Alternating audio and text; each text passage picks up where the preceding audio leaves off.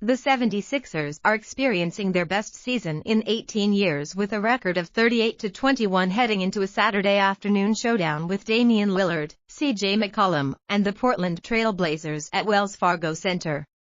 The Blazers are no slouch at 35-23, with one of those victories being the 129-95 drubbing of the 76ers out west at the end of December, a game Joel Embiid ironically missed due to left knee soreness. "I forgot that first Portland game," Brett Brown said at the Sixers training facility in Camden Friday afternoon. "Funny how things work out sometime."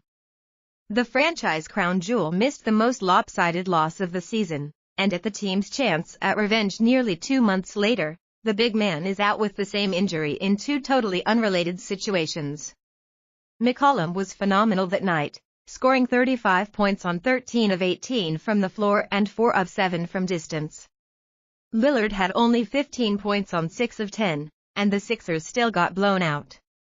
Brown called Lillard and McCollum completely dynamic. "I hate watching that game," Brown said, "and I feel like it represents zero to who we are now. Sure, you better pay attention. In my mind I dismiss it, but not in my preparation. If you don't remember, it might be because you were occupied with the Eagles making the playoffs, as this was after their victory over Washington as well as Minnesota's loss to the Bears.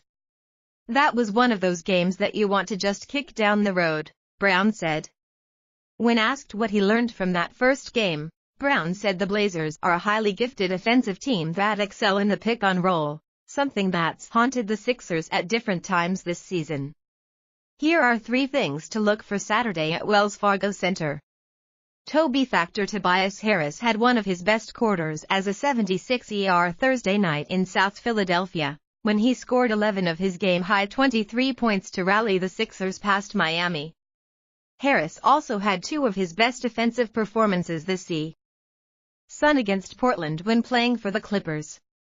After scoring only 15 points against Portland in a 116-105 loss on November 8, he dropped 34, which then set a season high, on November 25 in a 104-100 victory, and followed that up with a new season high of 39 on December 17 in a 131-127 defeat. That could be a foreshadow to a big game Saturday.